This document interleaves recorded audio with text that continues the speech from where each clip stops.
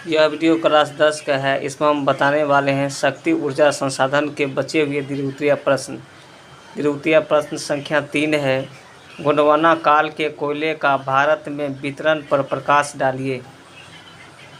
उत्तर, भारत में 96% कोयले गोंडवाना समूह के ही निक्षेप हैं। इनके कुल कोयला उत्पादन में 99% भूमिका है। इस समूह में कोयले का सर्वाधिक निक्षेप 30% झारखंड में है, जो झरिया, बोकारो, गिरिडीह, कर्णपुरा, रामगढ़ में संचित है। उड़ीसा में 25% कोयला भंडार सुरक्षित है। यहाँ तालचर में कोयले का सबसे बड़ा भंडार है। महाराष्ट्र में 7% कोयले का भंडार है, जहाँ वर्धा, कामठी तथा बंदेर प्रमुख कोयला खान है। मध्य प्रदेश में छत्तीसगढ़ के विभाजन के बाद 7% कोयला भंडार शेष है, जहाँ सिंगरौली, सोहागपुर, जोहिला, उमरिया एवं सतपुरा क्षेत्र में कोयले खाने हैं। छत्तीसगढ़ में 15% कोयले का भंडार सुरक्षित है। चिरीमिरी, कुर्सिया, विश्रामपुर, झिलमिली, सोनहाट, लखनपुर जैसे यहाँ प्रमुख कोयला खान है। पश्चिम बंगाल देश का महत्वपूर्ण कोयला भंडार एवं उत्पादन वाला राज्य है। यहाँ रानीगंज, दार्जिलिंग प्रमुख कोयला क्षेत्र है। अब देखने वाले हैं क्वेश्चन नंबर 4। कोयले का वर्गीकरण कर उनकी विशेषताओं को स्पष्ट कीजिए। उत्तर, कोयला के 4 प्रमुख प्रकार हैं। पहला, एंथ्रासाइट। यह सर्वोच्च कोटि का कोयला है, जिसमें 90% से अधिक कार्बन की मात्रा पाई जाती है। इसके जलने से धुआं कम, ऊष्मा अधिक मिलता है। इसे कोकिंग कोयला भी कहा जाता है। यह धातु के प्रगलन में प्रयुक्त होता है। दूसरा है बिटुमिनस। इसमें 70 से 90% कार्बन की मात्रा होती है। इसे परिष्कृत कर कोकिंग कोयला बनाया जाता है। भारत में अधिकतर कोयले इसी प्रकार के हैं। तीसरा है लिग्नाइट। इसमें कार्बन की मात्रा 30 से 70% के बीच होती है। इसका रंग भूरा होता है। जलाने से ऊष्मा कम, धुआं अधिक देता है। 4 नंबर है पिट। यह सबसे घटिया किस्म का कोयला है, जिसमें 30% से भी कम कार्बन की मात्रा होती है। यह दलदली क्षेत्रों में प्रायः पाया जाता है। अब हम देखने वाले क्वेश्चन नंबर 5।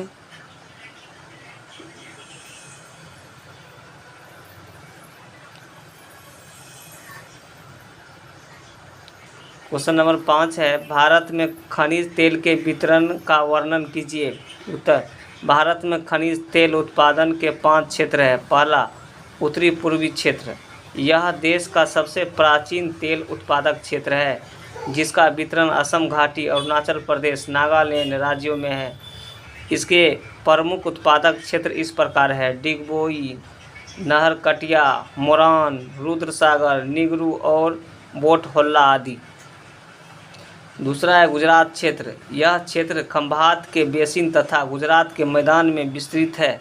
इसके मुख्य उत्पादक अंकलेश्वर, कलोल, नवगांव, कोसांबा, मेहसाना आदि है। तीसरा, मुंबई हाई क्षेत्र। यह क्षेत्र समुद्र तट से 176 किलोमीटर दूर उत्तर पश्चिम दिशा में अरब सागर में स्थित है।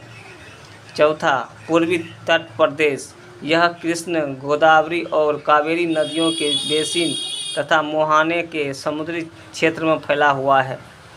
पाँचवा, बाड़मेर बेसिन। यह सर्वाधिक नवीन क्षेत्र है। यहाँ 2009 ईस्वी से उत्पादन शुरू हुआ है। यहाँ मंगला तेल क्षेत्र प्रमुख उत्पादन क्षेत्र है।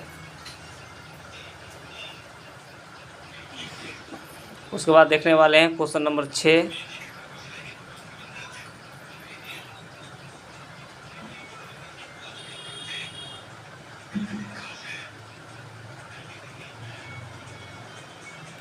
क्वेश्चन नंबर 6 है, जल विद्युत उत्पादन हेतु अनुकूल भौगोलिक एवं आर्थिक कारकों की विवेचना कीजिए।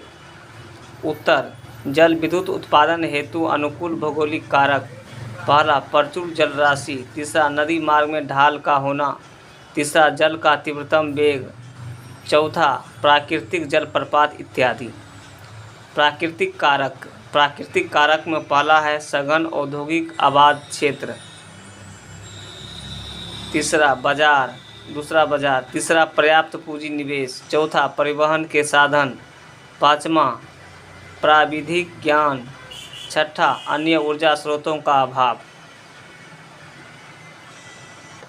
अब क्वेश्चन 7 है, संक्षिप्त भौगोलिक टिप्पणी लिखिए।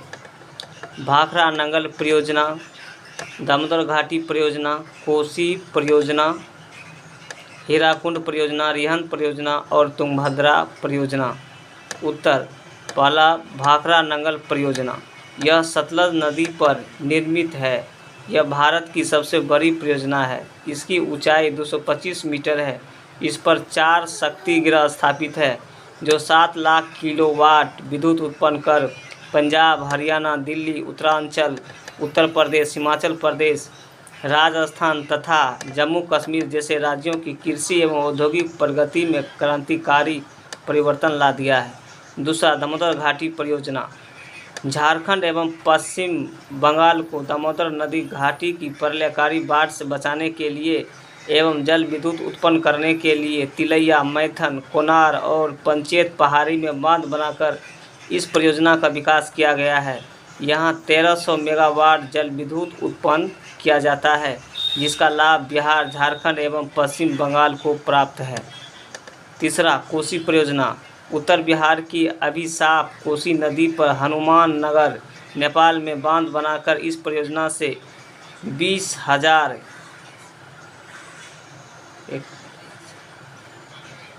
किलोवाट विद्युत उत्पन्न किया जाता है। इसकी आधी बिजली नेपाल और शेष बिहार में खपत किया जाता है। 4 है हीराकुंड परियोजना।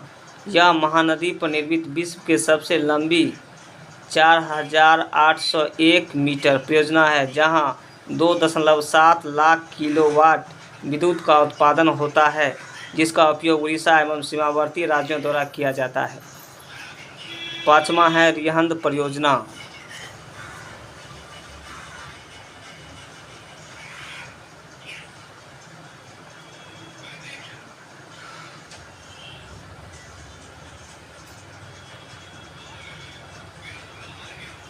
सोन की सहायक नदी रिहंद पर उत्तर प्रदेश में 934 मीटर लंबा बांध लगाकर कृत्रिम झील गोविंद बल्लभ पंत सागर का निर्माण कर 30 लाख किलोवाट विद्युत उत्पन्न की जाती है। इससे रेणुकूट के विविध औद्योगिक प्रतिष्ठान लाभान्वित होते हैं। 6 तुंगभद्रा परियोजना। यह आंध्र प्रदेश स्थित दक्षिण भारत की सबसे बड़ी परियोजना है, जो कृष्णा की सहायक नदी तुंगभद्रा पर निर्मित है। इसकी विद्युत उत्पादन क्षमता 1 लाख किलोवाट है, जो सिंचाई के साथ साथ सैकड़ों छोटे बड़े उद्योगों को बिजली आपूर्ति करता है। इसका निर्माण कर्नाटक एवं आंध्र प्रदेश राज्य के सहयोग से हुआ है।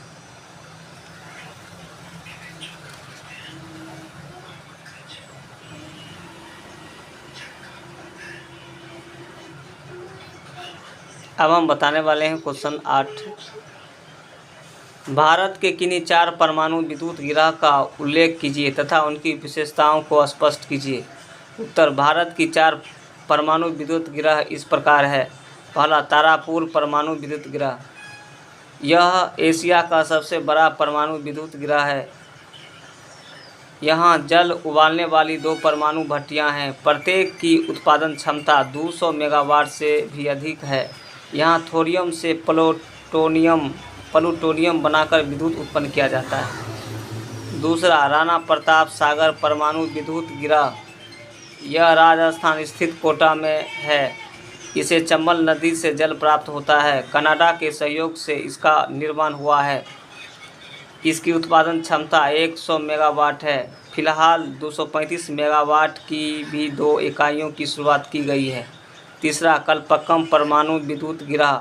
तमिलनाडु में स्थित यह परमाणु गृह स्वदेशी प्रयास से बना है। यहाँ 335 मेगावाट की 2 रिएक्टर क्रमशः 1983 एवं 1985 से कार्य करना शुरू कर दिया है।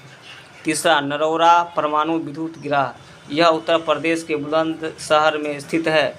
यहाँ भी 235 मेगावाट क्षमता के 2 रिएक्टर है। क्वेश्चन 9 है शक्ति ऊर्जा संसाधन के संरक्षण हेतु कौन कौन कदम उठाए जा सकते हैं, आप उसमें कैसे मदद पहुंचा सकते हैं। उत्तर, शक्ति संसाधनों की संरक्षण के लिए निम्नलिखित कदम उठाए जा सकते हैं। पहला, ऊर्जा के उपयोग में मितव्ययिता। ऊर्जा का उचित एवं आदर्शतम उपयोग होने से ऊर्जा का दुरुपयोग नहीं होता। दूसरा, ऊर्जा के नवीन क्षेत्रों की खोज। ऊर्जा संकट का समाधान नवीन ऊर्जा स्रोतों में निहित होते हैं। इसके लिए सुदूर संवेदी संचार प्रणाली का भी अनुप्रयोग हो रहा है। तीसरा, ऊर्जा के नवीन वैकल्पिक साधनों का उपयोग। जो संसाधन समाप्त होने वाले हैं, जिनकी पुनरावृत्ति संभव नहीं है, ऐसे संसाधनों को संरक्षित करना चाहिए। बदले में ऐसे स्रोत जो नाशवान नहीं है, ऐसे वैकल्पिक साधनों का प्रयोग किया जाए, जैसे जल विद्युत, पवन ऊर्जा, ज्वारीय ऊर्जा, जैव ऊर्जा, भूतापीय ऊर्जा। ये सभी नवीकरणीय ऊर्जा स्रोत भी कहलाते हैं। चौथा है अंतर्राष्ट्रीय सहयोग। ऊर्जा संकट एक वैश्विक समस्या है, जिससे विश्व के देशों को आपसी मतभेद भुलाकर सहयोग एवं समाधान करना चाहिए। आज यूएनओ, OPEC, WTO, G7 जैसे देश इस क्षेत्र में सराहनीय भूमिका अदा कर रहे हैं। अगले वीडियो में हम बताएंगे कृषि और कृषि से संबंधित प्रश्न उत्तर। Thank you for watching.